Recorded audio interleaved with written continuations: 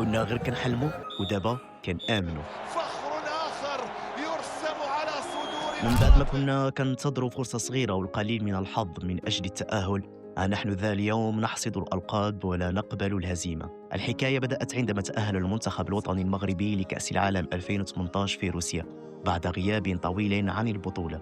وخا ما تأهلناش لدور الربع، إلا أننا قمنا بأداء متميز في مجموعة سميت بمجموعة الموت، ولعبنا مع منتخبات قوية بحال إسبانيا اللي تعادلنا معها بنتيجة 2-2 وقدمنا معها أداء متميز. هدف الحلم، هدف ولف الخيال.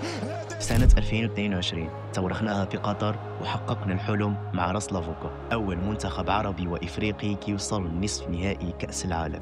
بهذا الإنجاز اكتسبنا حنا كمغاربة واحد الثقة ماشي عادية، وصلنا لواحد المرحلة رجعنا لا نرضى الخسارة ولا نخشى المنتخبات القوية، وبدينا حكاية جديدة، حكاية مليئة بالإنجازات، من أهمها لقب كأس إفريقيا للمحليين 3 مرات، سنة 2018 2020 و2025. كما هي عالية الراية المغربية. بطل بطولة إفريقيا تحت 23 سنة سنة 2023. يا سمسوري شيل.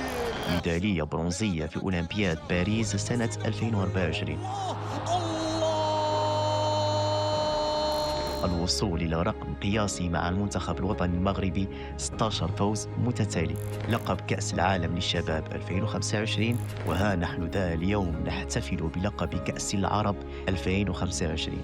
هاد السلسله ديال الانجازات وهاد القصه ديال المنتخبات الوطنيه المغربيه علمتنا حنا كمغاربه، علمتنا درس واحد، هو بلي ضروري نثبتوا بواحد الحاجه اللي اسمها الطموح. ضروري نثقوا في راسنا ونثقوا في القدرات ديالنا، نثقوا في المؤهلات ديالنا، ودائما يبقى الشعار ديالنا واحد، لما لا نقدروا نوصلوا بزاف ديال الحاجات اذا بقينا متمسكين مع بعضياتنا وبقينا مع بعضياتنا حنا كمغاربه. شعارنا واحد، امين يقينا لا مستحيل.